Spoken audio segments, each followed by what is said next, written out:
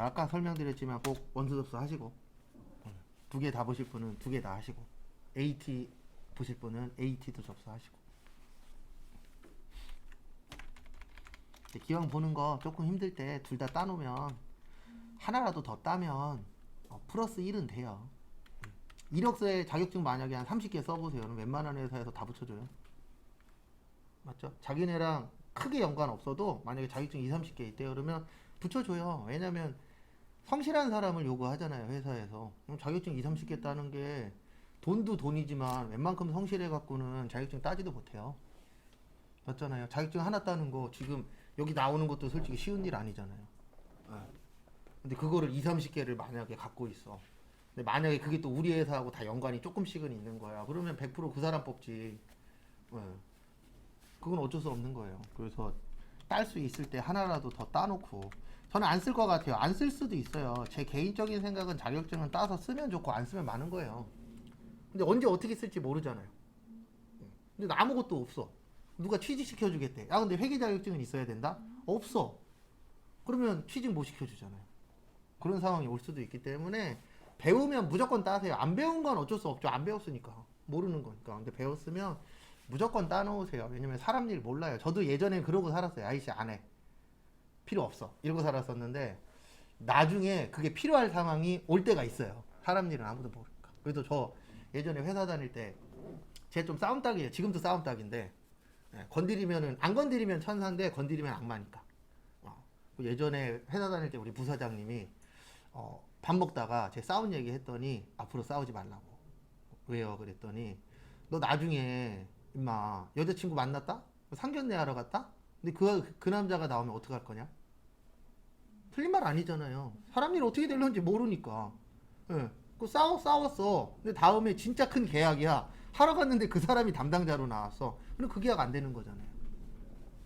그 말이 완전히 틀린 말은 아니죠. 그래서 웬만하면 좋은 게 좋은 거라고 그냥 눈 감고 넘어가라고. 그 얘기 듣고 그 다음에 한 번 더 싸웠죠. 나중에 딴에 나가서. 성향 자체가 저도 꾹 참다가 한 번에 터트리는 스타일이라 이게 절대 좋은 게 아닌데 그리고 터질 때 좀 심하게 터져요. 보면. 그 다음에 253페이지는 특수한 경우 잘 봐주세요. 특수한 경우에 두 가지 있습니다. 거기에서 1번 잘 나와요. 저희 시험은 간주 임대료.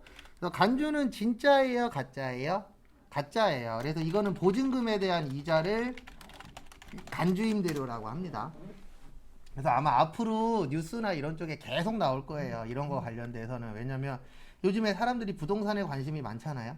네.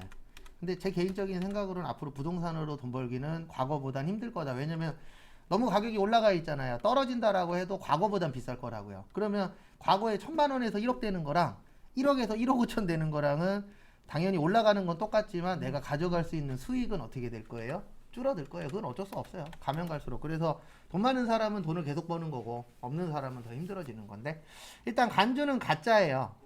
왜냐면 이거 임대료예요? 보증금의 이자예요?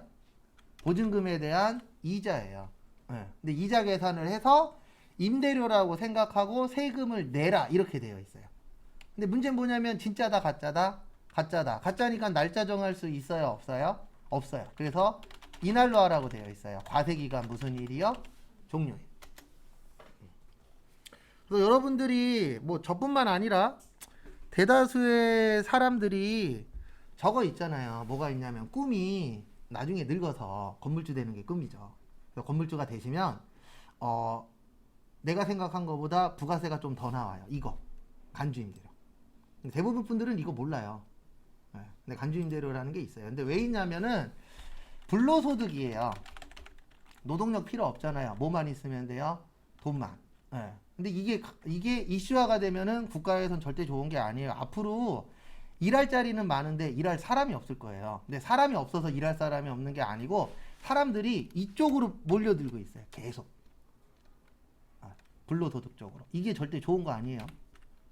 그래서 불로소득은 노동력이 필요가 없는 거예요. 그래서 대표적으로 뭐 이자나 배당이나 그 다음에 부동산 이런 거 관련된 쪽은 노동력이 필요 없잖아요. 돈만 넣어놓고 가만히 있으면 돈 나와요? 안 나와요? 나오죠. 그래서 이쪽 관련돼서는 국가에서 계속 세금을 더 거두려고 노력을 하는 거예요. 왜냐면 이쪽이 이슈화가 되면 될수록 일하고 싶은 사람 있어요, 없어요? 없어요. 만약에 어떤 사람이 부동산을 샀어. 그리고 부동산 가격이 10억이 됐어. 그래서 1년에 만약에 10억을 벌었대. 나 열심히 일해갖고 1년 동안 1억 벌었어. 그럼 일하기 싫어요. 맞잖아요. 나 죽을 똥 살 똥해서 1억 벌었는데 누구는 집 하나 샀는데 10억 올랐대. 그러면 일하기 싫어지는 거예요. 이게 당연한 거거든요.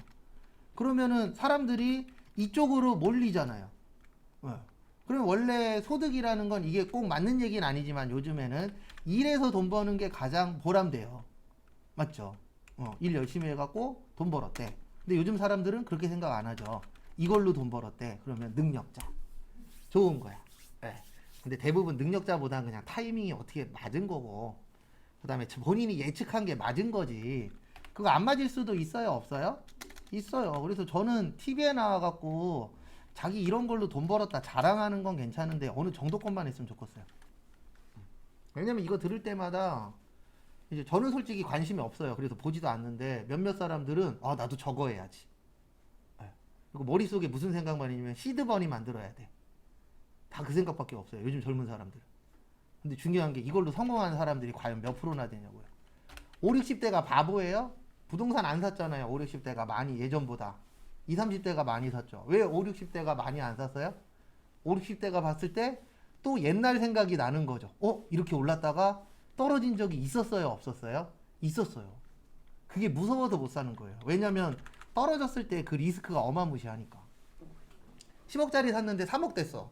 미쳐버리는 거죠. 생각만 해도 미쳐요. 막말로. 제가 예전에 1억 1,500에 산 집을 9,800엔가 팔았거든요. 손해보고 팔았어요. 왜냐면 손해보고 팔 수밖에 없는 상황이라 한 2천만 원 정도? 플러스 하면 거의 한 2천만 원 정도 손해본 것 같아요. 근데 저는 괜찮았어요. 왜냐면 내가 그 집 때문에 스트레스를 너무 받아서. 이거 손해보고 2천만 원이 큰 돈이죠. 작은 돈 절대 아니에요. 2천만 원 벌려면 내가 여기서 몇 시간을 떠들어야 되는데. 큰 돈인데 스트레스를 너무 받아갖고 몰라 그냥 작자에 있을 때 팔아 넘겨야지. 그래서 팔아버렸어요. 진짜로. 그래서 그 떨어졌을 때 2천만 원도 솔직히 한 달 동안 잠을 못 잤는데 한 1, 2억 떨어져 보세요. 잠을 못 자는 게 아니고 이혼해요. 올라갔을 때는 하하호호 하다가 떨어지면은 네가 사자 그랬잖아. 너 때문이야. 이렇게 돼요, 안 돼요? 돼요. 왜냐면 요즘 집 사는 사람 중에 몇 프로나 여기는 우리 보금자리야 이러고 사겠어요. 마음속엔 다 이게 있다고요. 3년 후에 5년 후에 이걸 팔아서 일확천금을 가져갈 거야. 일확천금은 없어요. 그렇게 해갖고. 사람들은 다 그렇더라고요. 그 다음에 다음 것도 보도록 하겠습니다. 그래서 다음 거 보시면 두 번째 거는 시험 문제 그렇게 자주 나오는 건 아니에요. 거기 보시면 선불 또는 후불로 받을 때.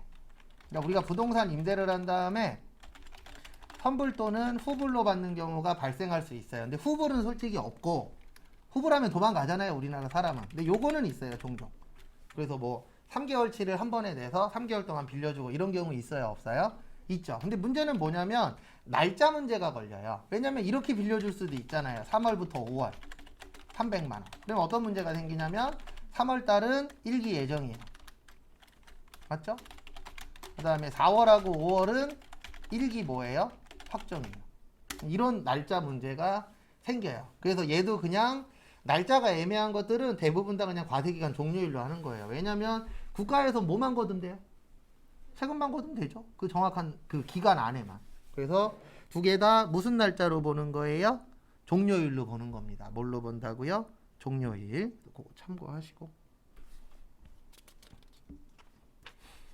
그래서 저는 요즘 들어서 감사드리는 게 제가 여기가 18번째 직장이에요. 그래서 제 치부 중에 하나가 3년 동안 9군데 다녔어요. 어렸을 때. 초반에. 진짜로. 저도 세고 놀랬어요. 한 7, 8개 되겠지? 근데 9군데였더라고요. 근데 그때 경험이 지금은 어떻게 보면 나한테 하나하나의 밑거름이 되는 거죠. 근데 그 당시에는 미치는 줄 알았죠. 왜냐면 나는 사회 부적응자야. 근데 일 못해서 잘린 적은 없고 다 내 발로 나왔죠. 사람이 싫고 그래서. 일 때문에 때려친 적도 있었죠. 일 너무 많아서 때려친 적이 있었고 사람이 싫어서 그만둔 적이 있었는데 그거 가지고 지금 이제 먹고 사는 거예요. 실질적으로. 뭐 유튜브 이거 섭외하는 것도 뭐 그냥 돼요? 그 사람들한테 아쉬운 소리도 해야 되고 그다음에 서로 윈윈 되니까 하자고 꼬셔야 되고 근데 이것도 다 어렸을 때 영업직 하면서 영업직은 2번 했었거든요. 네. 명함 들고 돌아다니는 거랑 학습지 영업 이런 걸 했었을 때 이제 철판 까는 걸 배웠죠. 그 당시. 이것도 다 밑에 깔려 있는 게 있으니까 하지 그냥 되는 건 없더라고요. 근데 솔직히 그 당시로 돌아가라 그러면 싫어요. 왜냐면 일하다가 싸우고 때려치고 일하다가 하기 싫으면 때려치고 근데 그 당시에는 그게 가능했었던 게 처자식이 없었고 여자친구도 없었거든요. 아무것도 없었고 우리 부모님 먹고 사시는데 지장 없어.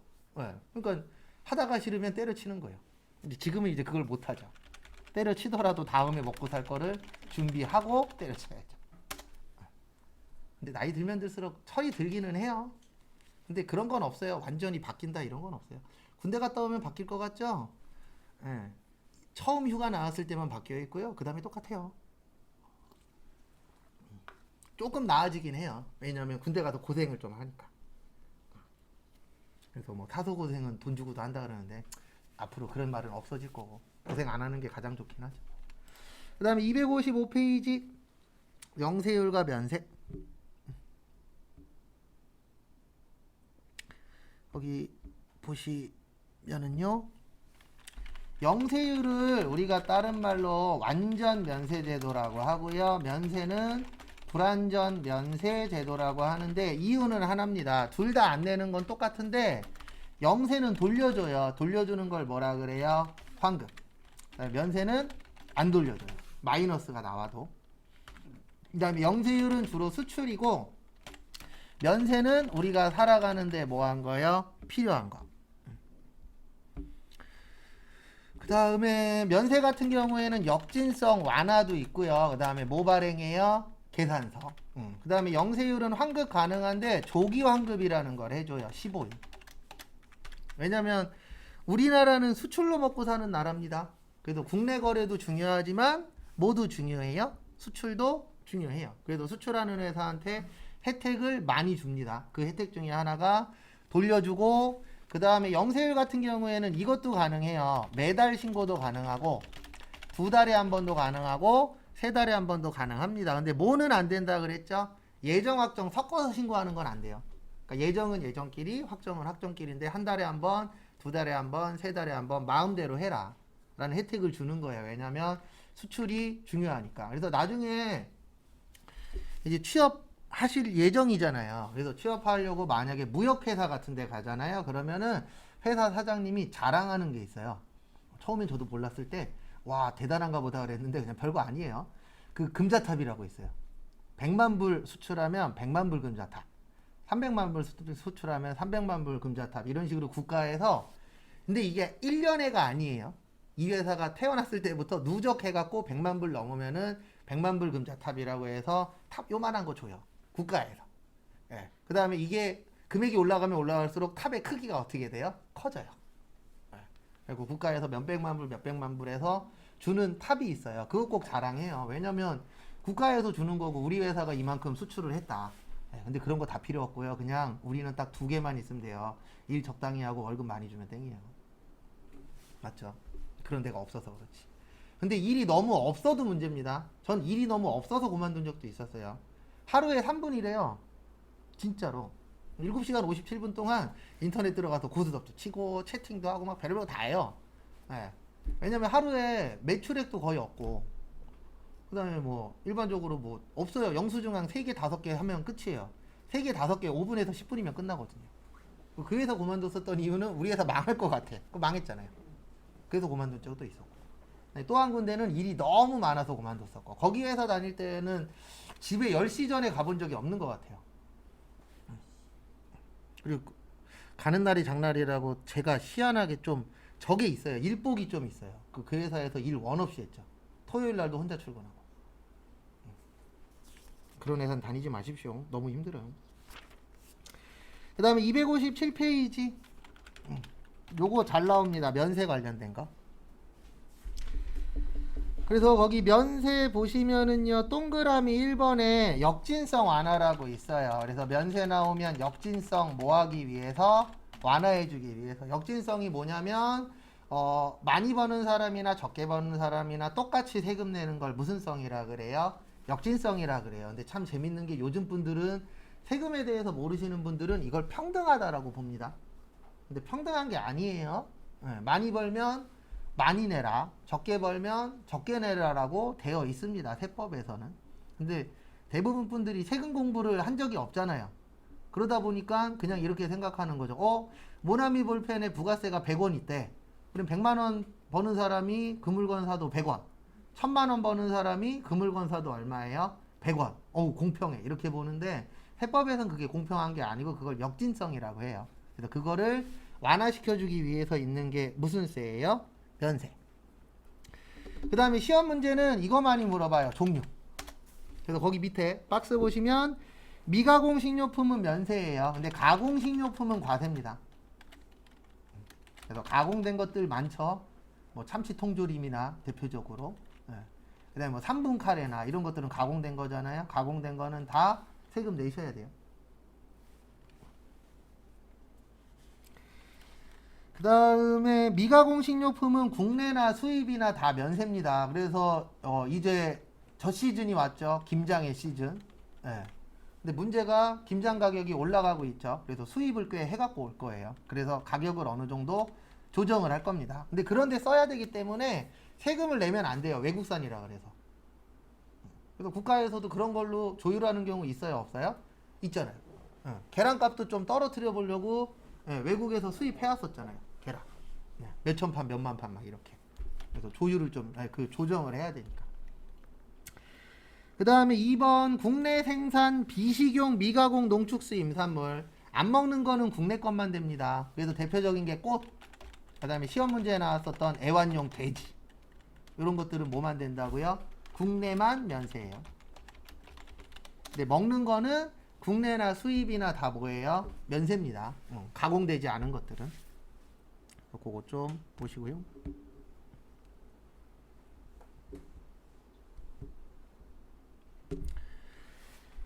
그 다음에 수돗물 면세예요. 근데 전기요금은 과세입니다.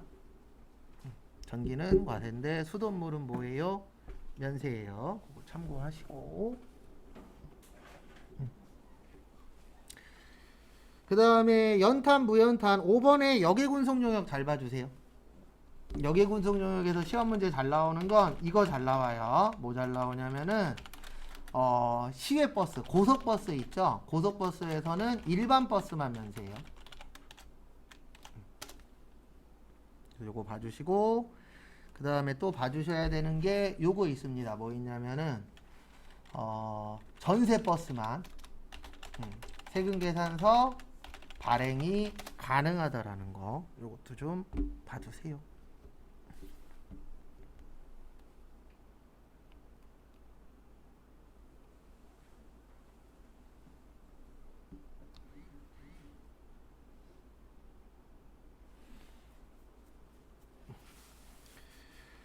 그 다음에 일반적으로 저거 있죠. 시내버스나 전철 이런 거는 면세인데 택시 이런 것들은 다 과세예요. 비행기, 뭐 KTX 이런 것들은 대부분 다 과세라고 보시면 돼요. 그 다음에 주택가 이에 부수되는 토지의 임대용역 면세고, 그 다음에 여성분들 위생용품 면세고, 그 다음에 어린이집 있죠? 요런 그 공동주택의 어린이집. 우리 아파트 이런데 대단지들 보면 대단지 어린이집 이런 것들 있어요, 없어요? 있죠. 거기도 면세예요. 근데 애기들 관련돼서는 아마 늘어날 것 같아요. 왜냐면 애들을 안 낳으니까. 그래서 내년부터는 2자녀가 이제 다자녀가 되는 겁니다. 내년부터는. 올해까지는 3자녀가 다자녀잖아요. 근데 내년부터는 둘만 있으면 그때부터 뭐예요? 다자녀 혜택을 받으실 수가 있다라고 발표했죠. 근데 어쩔 수 없어요. 왜냐면 그렇게 혜택을 줘야 날까 말까 고민하는 사람이 날 확률이 1%라도 올라가니까. 그래서 이러다 보면 나중에 저기 대학 등록금도 다자녀는 내주고 이런 시대가 올 수도 있어요. 왜냐면 우리나라가 문제가 안 생기려면 딱 두 가지만 해결하면 되거든요. 근데 불가능한 얘기인데 취업률하고 그 다음에 저기 출산율. 이 두 가지가 미래의 문제라고요. 왜냐면 저 포함해서 여기 계신 분들 대부분 다 100살까지 살 거잖아요. 그리고 연금 어떻게 할 거예요? 애들이 많으면 걔네들이 조금씩 해갖고 내면 되는데 애들이 적으면 많이씩 내야 돼요. 이제 그런 부분이 나올 수밖에 없죠. 그리고 세금 내려면 뭐 해야 돼요? 취업을 해야 돼요. 근데 지금 우리 꼬맹이도 그렇고 한 초등학교 저학년? 초등학교 몇 학년 때까지는 모르겠는데 초등학교 저학년하고 유치원 요 나이 애들은 취업 잘 돼요. 지금 1번하고 비슷한 상황이 될 거니까. 지금 1번 취업률 100% 넘었어요. 그래서 원래 공무원 투잡 안 되는데 공무원 투잡까지 열어줬잖아요. 왜냐면 인구가 없어서. 일본은 우리나라보다 빠르잖아요. 무조건 5년, 10년. 그래서 지금 일본이 그걸 겪고 있어요. 왜냐면 인구가 계속 줄어들고 있잖아요. 그래서 지방 가면 집 다 때려부시고 있어요. 지금 뭐 빈집이 30만 채인가? 10만 채인가? 어쨌든 10만 채 넘는다고 뉴스에 한번 나왔어요. 그리고 지금 부시고 있대잖아요. 집들을. 근데 집 하나 부시는데 3천만 원 든대요. 평균. 근데 우리나라는 더 들 거라고요. 왜냐면 일본은 옛날 집들이 대부분 나무집이거든요. 그러니까 부시기가 우리나라보다는 수월해요. 우리나라는 대부분 뭐예요? 콘크리트 집이잖아요. 그러면 부시는 게 일반적으로 뭐 폭발을 시킨다거나 대규모 단지는 그런 식으로 좀 힘들게 부셔야 되기 때문에 그거 관련된 돈도 많이 들 거예요, 앞으로. 그래서 앞으로는 리모델링 이런 쪽도 괜찮아질 수도 있어요. 왜냐면 국가에서 이대로 가다가 어느 정도 이제 인구가 줄어들면 그때부터는 집을 못 짓게 막을 수도 있거든요. 왜냐면 더 지어봤자 살 사람이 없으니까. 그러면 리모델링 쪽이나 그런 쪽도 앞으로 발전 가능성이 조금은 있는 것 같아요. 보면. 근데 뭐 내가 그걸 예측할 수 있으면 내가 그걸 하지. 근데 뭐 그냥 생각만 하는 거죠. 그 다음에 258페이지 거기 위에다가 요거 하나만 적어주세요. 약국. 조제 용역은 면세구용. 그 다음에 일반 의약품은 뭐라고요? 과세. 요건 회계세무 다 나와요.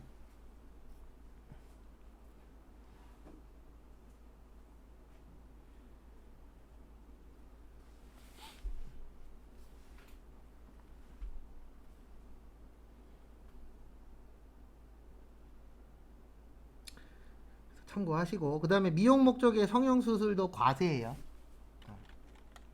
미용 목적 성형수술 과세. 그 다음에 거기 밑에 보시면 교육용역 있죠. 교육용역에서는 현재는 운전면허학원하고 무도학원은 뭐예요? 과세예요.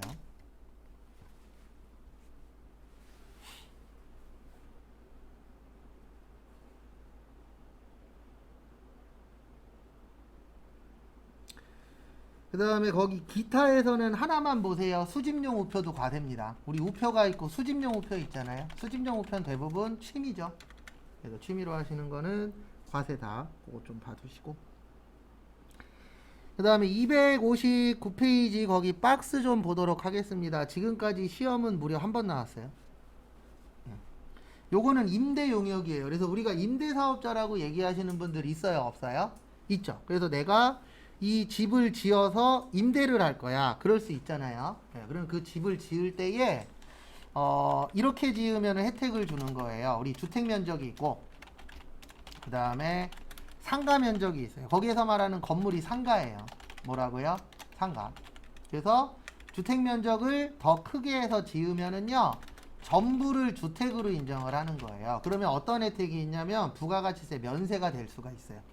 일반적으로 주택은 면세가 좀 많이 되거든요. 근데 만약에 주택보다 상가를 더 많이 지었어. 그러면은 요때는 요게 시험 문제 한번 나왔었어요. 주택만 주택으로 봐요. 그러니까 혜택을 안 주겠다. 근데 왜 이렇게 하냐면은요. 대부분 사람들이 저도 그렇게 생각을 합니다. 집값을 떨어뜨리는 가장 쉬운 방법은 하나밖에 없어요. 집을 겁나 많이 짓는 거예요. 그래서 수요보다 공급이 뭐한 거예요? 많은 거예요. 그러면 무조건 집값은 어떻게 돼요? 떨어져요. 그러니까 집값이 떨어진다라고 저도 집값이 떨어진다라고 보는 사람 중에 한 명인데 근데 일정 부분은 안 떨어져요. 뭐 역주변이라던가 강남이라던가 이런 서울 쪽은 떨어지더라도 그 낙폭이 적을 건데 지방이나 이런 데는 훅훅 떨어질 거고 근데 그 이유 중에 하나가 인구가 줄잖아요. 그럼 그 집 누가 살아요? 그러면 중요한데 몇몇 군데로 사람들이 뭐 할 거예요? 몰리겠죠. 그건 어쩔 수 없는 겁니다. 그래서 그런 부분들이 발생할 거라고 국가에서도 알고는 있잖아요. 근데 다 집을 지을 수는 있어요, 없어요? 없죠. 왜냐면 녹지도 필요하고 운동장도 있어야 되고 뭐 이런 것들이 다 있잖아요. 모두 다 집을 지을 수는 없으니까. 그래서 국가에서 생각한 게 뭐냐면 그래, 그러면 집 짓는 사람한테 혜택을 주자. 그래서 집을 더 많이 지으면 요즘에 주상복합으로 짓는 데들 있잖아요. 그럴 경우에 집을 더 많이 지으면은 임대했을 때 혜택을 주는 거예요. 그래서 요즘 왔다 갔다 하다 보면 이런 것들 은근 많아요. 1층은 상가인데 2층, 3층, 4층은 집이에요. 네, 그렇게 해서 지어서 임대를 하게 되면 이건 전제 조건은 임대예요. 매매는 아니고. 그래서 임대를 하게 되면은 혜택을 주는 겁니다. 그러면 세금 100원이라도 덜 내고 싶잖아요. 그러면 혜택 받으면은 이렇게 하는 사람들이 늘어나겠죠. 그리고 그런 부분이 있는 거고요. 그 다음에 260페이지. 요거는 앞으로 제가 몇 번 더 적을 거예요. 그래서 토지가 있고 거기에 있는 거 그냥 정리해 드리는 거예요. 건물이 있고 건물 그러면 상가입니다. 그 다음에 국민주택규모 초과가 있고 국민주택규모 이하가 있어요. 그 다음에 사고 파는 게 있고 임대가 있고 또 토지의 매매는 면세예요. 그리고 토지의 임대는 과세입니다. 요건 외우셔야 돼요. 왜냐면 이건 저도 솔직히 왜 그런지 이해가 안 가요. 억지로 만들면 이렇게 되는 거죠. 땅은 우리가 만들었어야 만들어져 있었어요. 예, 그래서 면세로 해주겠대요. 근데 또 임대가 또 마음에 안 들어요. 임대는 또 뭐예요? 세금을 내래. 그 결론은 땅은 사고 팔란 얘기예요. 세금 내기 싫으면. 예. 요거는 외우세요. 그 다음부터는 이해가 돼요. 건물 싸요, 비싸요? 비싸죠. 비싸니까 돈 많으니까 뭐 내래요? 세금 내요. 예. 건물 빌리는 것도 싸요, 비싸요? 비싸죠. 그러니까 뭐 내래요? 세금 내래요. 그 다음에 국민주택 규모 초과. 국민주택이 24평형이에요. 80제곱미터 넘는 거. 예. 그래서 30평대라고 생각을 하시면 됩니다. 30평대 넘는 거 살려면 돈 많이 있어야 돼요? 적게 있어야 돼요? 많이 있어야 되죠. 그래서 세금 내래요. 임대 왜 살아요? 돈이 많아서 부족해서. 그래서 면세. 국민주택 규모 작은 평수죠. 작은 평수 왜 살아요? 돈이 부족해서. 작은 평수 왜 빌려요? 돈이 부족해서. 그래서 과세 면세. 이렇게 물어보기도 합니다. 시험에서. 그래서 요거는 외우셔야 돼요. 얘는 솔직히 연관성이 떨어져요. 그래서 토지는 사고 파는 건 면세고 빌려주는 건 과세. 요건 외우시고 나머지는 돈하고 연결하면 돼요. 왜냐면 건물 비싸잖아요. 상가.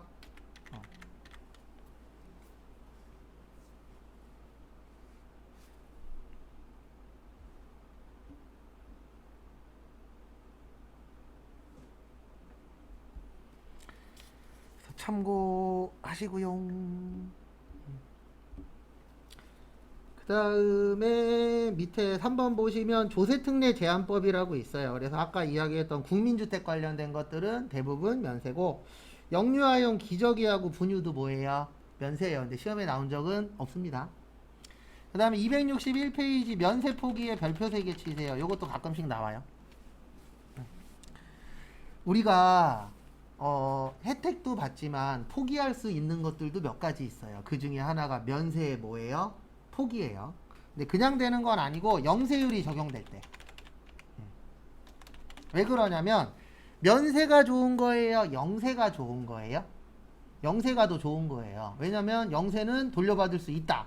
면세는 돌려받을 수 없다. 그럼 영세율이 더 좋은 거죠. 근데 전제 조건은 수출할 때예요. 그래서 수출할 때 나는 만약에 돌려받고 싶어. 그러면 면세를 뭐 하시면 돼요? 포기하면은 영세율 적용을 받을 수가 있어요. 국내 거래는 똑같아요. 수출만. 그래서 수출만 적용될 수 있고 그 대신 여기에서 이제 시험 문제는 이런 게 나와요. 한번 포기하시면 3년 동안은 원상복귀가 안 돼요. 그러니까 권리도 주지만 의무도 주는 거예요. 너 한번 포기하면은 3년 동안은 면세 사업자로 될 수 있다, 없다? 없다. 근데 어떤 차이가 있냐면은요. 면세 사업자는 부가가치세 신고를 안 하거든요. 안 해요. 왜 안 해요? 낼 게 없으니까. 근데 영세율은 신고를 해야 돼요. 왜냐면 돌려받으려면 우리 얼마치 수출했어. 신고를 해야 돌려받을 수 있잖아요. 예. 그래서 그런 식으로 차이가 있어요. 둘 다 똑같다 그러면은 당연히 영세율로 하겠죠. 왜냐면 영세율로 하면 돌려받을 수 있으니까. 근데 뭔가 하나를 선택을 하게 되면은 추가되는 것들이 생겨요. 근데 그 추가되는 것 중에 하나가 신고가 추가됩니다. 그래서 너 포기했어? 그러면 3년 동안은 신고 잘해라. 이렇게 되어 있는 거예요, 법에서. 그 다음에 신고는 언제 하시면 되냐면 아무 때나 하면 돼요. 내가 받고 싶을 때. 나 면세 포기하겠습니다. 그러면 아무 날짜나 가서 해도 돼요. 근데 일반적으로 대부분 신청은 20일 전에 하라고 되어 있거든요. 서류는 대부분 20일이 많아요. 왜냐면 국가에서도 공무원이 받아서 접수해서 확인하고 그 다음에 결제 다 받아야 되잖아요. 그럼 준비하는데 며칠 정도는 필요하다? 20일 정도는 필요하다. 그래서 대부분 20일이 많이 있어요. 서류들은. 근데 면세 포기는 그냥 내가 하고 싶을 때 가서 신청하시면 땡입니다.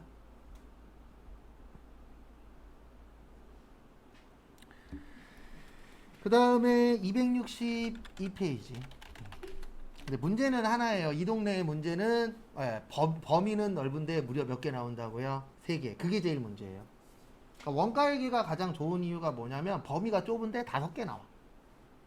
그래서 원가회계는 못 맞아도 4개 이상은 맞아야 돼요. 근데 목표는 5개긴 합니다. 원가회계는. 왜냐면 원가회계에서 다 맞고 재무회계 5개 나오거든요. 거기에서 3개 맞고 부가가치세 소득세에서 5개 나오는데 거기에서 2개 맞는 게 목표예요.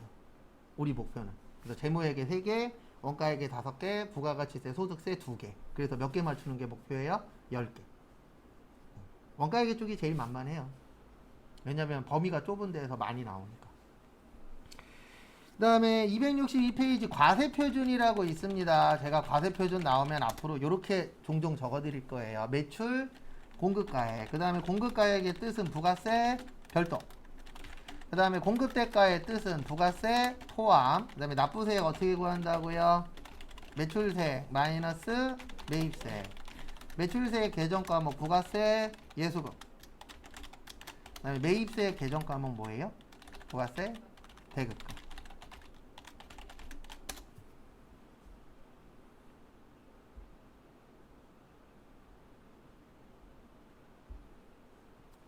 이렇게 기억을 하고 계셔야 돼요. 왜냐하면 이게 기본적인 용어예요. 우리가 알아야 되는. 그래서 이런 것들이 빨리빨리 되면 편하죠. 그래서 회사 가셨는데 직장 상사분이 야 이거 공급가액이야 공급 대가야. 그리고 머릿속에서 부가세 포함이야 부가세 별도야. 이렇게 이해를 조금이라도 빨리 하면은 내가 뭔가 하는데 플러스가 되죠. 근데 어떤 일을 하든 그쪽 관련된 용어는 확실히 숙지를 하고 있어야 돼요. 그래야 무슨 대화를 할 때 끼어들 수 있잖아요.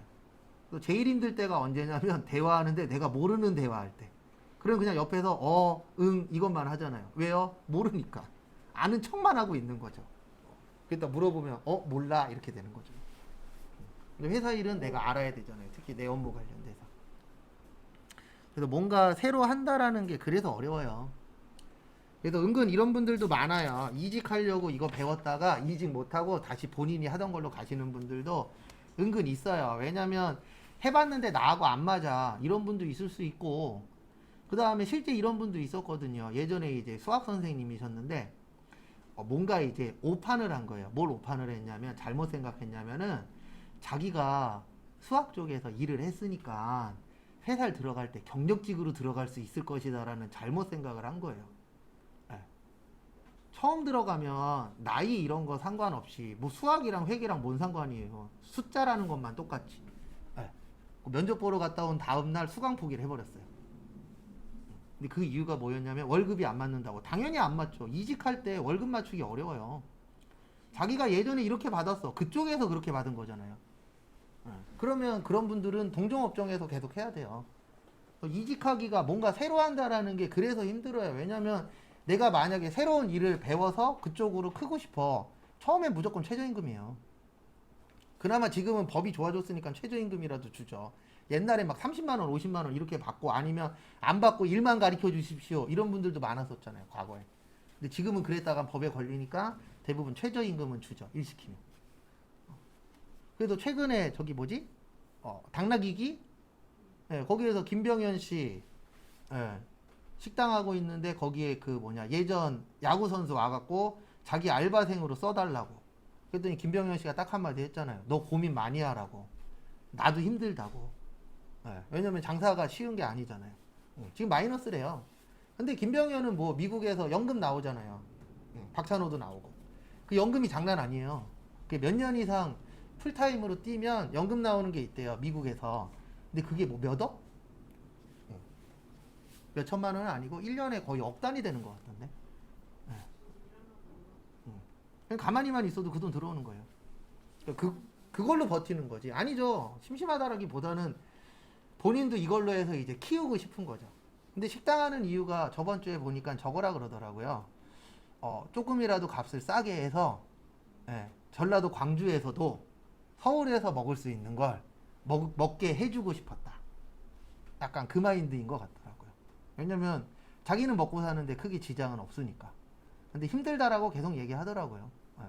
근데 진짜 힘들어요. 왜냐면 생각해보세요. 만약에 내가 이만큼 식당을 내가 운영하고 있어. 근데 손님 2명이야. 미칠 거예요. 맞죠? 오늘 한 50인분 준비했는데 손님 2명 왔어. 예. 절대 쉽지 않아요. 왜냐면 손님이 오늘 50명 갑니다. 이런 거 있어요? 없어요? 없잖아요. 그래서 저는 장사 안 할 거예요. 절대 안 해요. 예. 왜냐면 이거 보고 있다가 내가 네 명에 못 죽을 것 같아. 그래서 맨날 와이프하고 꼬맹이가 나 스트레스 받게 하면 너 때문에 한 달 줄었다고. 내가 100살까지 살아야 되는데 너 때문에 99살 11개월 때 죽을 것 같다고. 근데 우리가 제일 무서운 게 스트레스잖아요. 그래서 저는 장사 못 할 것 같아요. 왜냐면 맨날 동계산만 하던 놈이다 보니까 동계산은 빠르거든요. 그 다음에 264페이지 이거 예전에 외웠던 거예요. 과세표준에 포함되지 않는 것. 그래서 매출 환입 및 애누리 매출 할인 이거는 깎아주고 반품이잖아요. 우리 깎아준 거랑 반품한 거는 세금 내면 돼요? 안 돼요? 안 되죠. 그 다음에 국고보조금과 공공보조금 요거는 뭐냐면 국가에서 지원해 주는 거예요. 그러면 지원해 주는 거에 대해서 세금을 내게 되면 그 지원 효과는 떨어지잖아요. 그래서 실업급여도 세금 안 떼요. 맞죠? 실업급여 다 줘요. 세금 안 떼고 줍니다. 근데 왜 안 떼고 주냐면은 일단 법에서 비과세로 해놨어요. 왜냐면 과세를 하게 되면은 그걸 주는 효과가 떨어지잖아요. 근데 보니까 국가에서 적어 준비 중이라고 그러더라고요. 저는 반대하는 쪽인데 3번 이상 받으면 실업급여 3번 이상부터는 그 받는 금액을 줄이는 거. 근데 저는 그거 왜 반대냐면 그거 줄일 시간에 잘못 받고 있는 사람들 있잖아요. 안 받아도 되는데 받고 있는 사람들 그것만 잡아도 그거 한 2-3명만 잡아서 이렇게 하면 해결되거든요. 10배 두드려 버리면 해결돼요. 지금까지 10만원 받아서 100만원 내세요. 30만원 받았어 300 내세요. 1000만원 받았어 10억 1억 내세요. 이렇게 한 놈만 죽이면 돼요. 여러 명 죽일 필요도 없어요. 그리고 한 놈만 죽인 다음에 뉴스에서 대대적으로 쏘는 거예요. 걸려갖고 10배 물었다 100배 물었다 그러면 못해요. 왜요? 무서워서. 그렇게 해갖고 줄이는 게 더 효과적이지 않을까. 왜냐면 잘못 받는 안 받아도 되는데 받는 사람들이 더 많으니까. 근데 그것도 있습니다. 회사 오래 다니면 거기 사장님이 받게 해줘요. 너 우리 회사에서 10년 동안 고생했는데 실업급여라도 받아. 이렇게 해주는 사장님들도 있어요. 왜냐면 내 돈 나가는 거 아니니까. 그 다음에 반대로 협박하는 직원도 있어요. 저 실업급여 받게 해주세요. 네. 받게 안 해주시면 무슨 얘기 해버릴 거예요. 막 이런 식으로 협박하는 사람도 있고 잘라달라는 사람도 있고 실업급여 받으려면 진짜 있대요. 와갖고 맨날 잘라달라 그런 사람도 있고 회사도 못된 회사들 많아요. 이게 실업 상태가 몇 개월 이상 되고 일정 나이에 요건이 되면 국가에서 지원금 나오는 분들 있잖아요. 있어요. 네. 그런 분들 채용하면 국가에서 한 달에 얼마씩 나와요. 그거 받을 때까지만 채용하고 그거 끝나면 자르는 회사도 있어요. 실제. 그러니까 이게 다 똑같은 거예요. 그 사람들 욕할 건 없어요. 왜냐면 실업급여 받으려고 악용하는 사람도 있어요? 없어요? 있어요. 그거랑 똑같은 거예요. 실업급여 받으려고 실업급여 받을 수 있는 기간만 회사 다니시는 분도 있고 그 다음에 반대로 지원금 나오시는 분을 채용을 해서 지원금 나올 때까지만 채용하는 회사도 있고 실제. 근데 그거는 꼭 잘못됐다라고 볼 수는 없어요. 왜냐면 서로 그거는 이용하는 거니까. 법의 테두리를 벗어난 건 아니잖아요. 그 다음에 국고보조금과 공공보조금, 그 다음에 세 번째로 지급 지연으로 인한 연체이자. 그래서 우리가 늦게 주거나 늦게 받으면 원래 이자 줘야 됩니다. 원칙은. 이거 제일 잘 주는 데가 국가예요. 왜냐면 국가에서 법을 만들었으니까. 그 다음에 우리나라는 인도 기준이에요. 그래서 도달되기 전에 파손, 훼손 또는 뭐 됐을 때요? 멸실됐을 때. 그 다음에 용기회수, 보증금, 종업원 뭐요? 봉사료. 요거 잘 외우고 계시고. 용기회수 보증금은 저거 생각하시면 돼요. 뭐요? 저거. 소주병, 맥주병. 그 다음에 종업원 봉사료는 춤추시는 분들. 밤에 춤추시는 분들 있죠? 그런 분들 팁 받는 경우 있어요? 없어요? 있죠. 요거는 참고로 소득세 내는 거예요. 근데 봉사료를 회사가 받으면 부가세 내야 됩니다. 이건 누가 가져가야 되는 거예요? 종업원이. 그러면 종업원이 갖고 갔으니까 무슨 세 내는 거예요? 소득세. 근데 거의 못 걷어요, 이거. 왜냐면 현금으로 주고받는데 얼마 주고받았는지 정확하게 알아요? 몰라요? 모르죠. 그래서 대부분 조금 신고하고 말아요. 세무사 사무실에 맡기면 아예 현금을 안 할 수는 없거든요. 그러면 안 걸릴 정도만. 아예 안 받았다면 말이 안 되니까. 그래서 식당들도요. 100% 카드 아닌 곳은 현금 신고를 일부 해요. 왜냐면 현금을 받긴 받았을 거니까. 근데 아예 안 받았다라 그러면 세무조사 나올 수도 있어요? 없어요? 있어요. 그러니까 일부 신고하는 거예요. 그리고 요즘에 포스기계에다 다 넣잖아요. 그러면 일부 포스기계에 누락할 때도 있는 거죠. 그런 식으로 이제 장난치는 회사들도 있죠. 그리고 내년부터 이제 저기 뭐지? 배달이나 저쪽 대리운전이나 이런 쪽 일하시는 분들은 이제 100% 신고돼요. 지금은 솔직히 대리나 아니면 저쪽 뭐냐 일하시는 분들 배달하시는 분들 세금 100% 안 내거든요. 왜냐면 국가에서 얼마 벌었는지 체킹이 안 돼요. 그리고 지금 시스템적으로 준비 중이에요. 내년부터 다 거두려고. 이제 수락 버튼 누르잖아요. 그러면 이게 누가 수락 버튼 눌렀는지 데이터를 그 회사에서 모아갖고 국세청으로 쏴주게 되어 있어요. 다. 그래서 이제 투잡 안 되시는 분들은 아마 투잡하기가 쉽지 않을 거예요. 왜냐면 국세청에서 통보는 안 해요. 참고로 야간 수업 들어도 국세청에서 통보는 안 해요. 국가에서 노동부에서 통보는 안 하거든요. 근데 눈치챌 수도 있어요. 약간씩은. 왜냐면 이게 또 어쨌든 소득이 들어가니까 내야 되는 세금이나 이런 부분들이 조금이라도 더 뜨는 경우가 생길 수도 있어요? 없어요? 있죠. 그래서 투잡 금지이신 분들은 아마 내년부터는 좀 몸 사릴 것 같아요. 방법은 하나 있어요. 집에서 노시는 분 이름으로 하면 되니까. 차명으로. 그 대신 이건 차명이니까 위험해요. 왜냐면 만약에 사고 났을 때. 그렇죠. 그러니까 항상 알고 계셔야 돼요. 이게 내가 뭔가 편법을 쓰려고 하잖아요. 그러면 그게 문제가 터졌을 때 크게 터져버리는 거예요. 항상. 맞잖아요. 그러면 어떻게 돼버리냐면 보험된 사람이랑 실제 배달원이랑 달라질 수도 있어요? 없어요? 있어요. 그러니까 잔머리 굴리다 오히려 더 크게 당해요. 그런 경우가 생길 수도 있으니까 실제. 그래서 항상 잔머리를 굴려도 여러 가지 오만 가지 생각 다 해야 돼요. 그래서 제일 좋은 건 뭐냐면 처음엔 숨죽이고 있다 보면요. 어떤 사람들이 편법을 만들어요. 그리고 거기에 탑승하는 게 그나마 가장 안전해요. 왜냐면 그 사람들이 편법을 만들 때에 전문가들 모아놓고 이 방법 저 방법 다 해보거든요. 그러다 보면은 요렇게 하면은 괜찮구나라는 게 분명히 있어요. 근데 어쨌든 앞으로 투잡도 쉽진 않을 것 같아요. 투잡 가능한 회사 다니시면 괜찮은데 투잡 금지인 회사들이 있어요? 없어요? 있어요. 그런 데서 투잡하다 걸리면 이거예요. 잘려도 돼요. 왜냐면 계약서에 써 있으니까 투잡 안 된다. 저희 투잡 돼요. 참고로 야간 수업하면 야간 수업 따로 받아요. 전 여기 6시까지만이에요. 6시까지 직원이고 6시 이후에 야간 수업하면 그때는 프리랜서예요.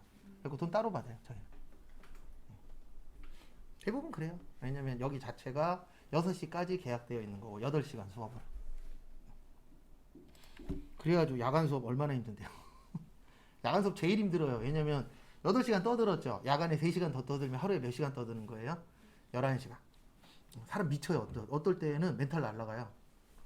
뭐 하고 있지? 11시간 동안? 제일 힘들 때가 이때예요. 아침도 재고자산, 점심도 재고자산, 저녁도 재고자산 그러면 진짜 미쳐요, 그날은. 간혹가다 타이밍이 맞아갖고 똑같은 걸 3번 할 때가 있거든요. 그때는 좀 힘들어요. 근데 다른 거 할 땐 그나마 괜찮아요. 다른 거 하니까. 근데 똑같은 거 걸릴 때는 진짜 힘들어요. 그날은. 똑같은 거 3번 더 드는 게 쉬운 일은 아니더라고요. 거기다 또 들어주시는 반응도 다르잖아요. 그러면 이 반은 좀 알아듣네, 이 반은 못하네, 이 반은 좀 잘하네, 이렇게 좀 나눠지기도 하죠. 그 다음에 하나만 더 보고 쉴게요. 거기 밑에 3번에 보시면 요것도 가끔씩 나와요. 외우진 않을 건데 과세표준에서 공제하지 않는 것. 그래서 첫 번째 보시면 대손금. 대손금은 과세표준의 뜻이 공급가액이라 그랬죠. 네, 대손금은 여기에서 빼는 거예요. 세액에서. 세금만 빼는 거예요. 대손금은. 뭐만 뺀다고요? 세금. 근데 요거는 나중에 실기해요. 실기할 때 나와요. 그 다음에 판매 장려금은 세금 과세 대상이 아닙니다. 그래서 이건 뭐냐면 판매 많이 했다 그래서 회사에서 인센티브나 이런 거 주는 거 있어요? 없어요? 있죠. 네, 그런 판매 장려금은 세금 안 내는데 이걸 물품으로 받으면 세금 내야 돼요. 왜냐면 물품은 받아서 뭐 할 수 있죠? 팔 수 있죠. 그래서 물품은 세금 내셔야 됩니다. 그 다음에 하자보증금. 하자보증금 같은 경우에 하자가 좋은 거예요? 나쁜 거예요? 나쁜 거죠. 예, 이런 데 쓰기 위해서 돈을 모아놨다가 사용했어. 그럼 이거에 대해서 세금 낸다 그러면은 하자보증금 안 모으려고 노력 더 할 수도 있어요? 없어요? 있죠. 근데 하자보증금 꼭 필요하잖아요. 그래서 오래된 아파트나 오래된 집 들어가실 때는 빌라 말고 아파트 오래된 데 갈 때는 꼭 관리사무실 가서 이거 확인해야 돼요. 하자보증금 얼마 있나. 왜냐면 만약에 2천만 원 있어. 근데 만약에 5천만 원짜리가 터졌어요. 그러면 3천만 원 모자르잖아요. 그 관리비로 걷는 거예요. 아니 그러니까 장기수선 충당금이나 하자보증금이나 거의 비슷하다라고 보시면 돼요. 네. 근데 이제 하자보증금은 대부분 초반에 쓰는 거. 네. 왜냐면 초반에 이건 건설회사에서 모아놓도록 되어 있어요. 왜냐면 하자가 발생할 수 있어요? 없어요? 있죠. 그러면 모으는 몇 년 이렇게 다 정해져 있어요. 그 기간 동안에 요 금액에서 만약에 하자가 발생 안 했어. 그러면 다시 가져가는 거고. 네. 그러니까 약간 차이는 있죠. 장기수선 충당금은 미래에서 고치는 거고 하자보증금은 이제 하자가 뭐 했을 때요? 발생했을 때. 근데 모으는 몇 년 다 정해져 있어요. 네. 그래서 그 기간 안에 발생하면은 요 돈 가지고 뭐 하겠다? 고치겠다. 그런 돈이라고 보시면 돼요.